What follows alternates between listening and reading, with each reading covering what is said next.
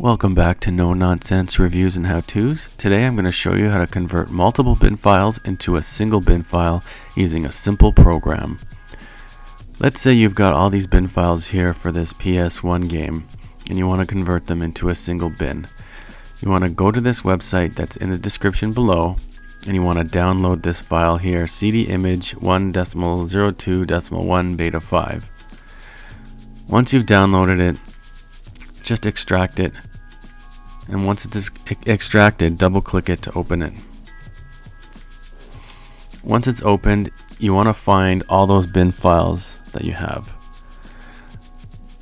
So go to open, find where all those bin files are.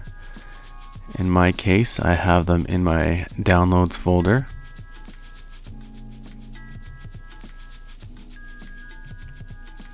Here they are. So I want to select this Q file here and it'll bring up everything.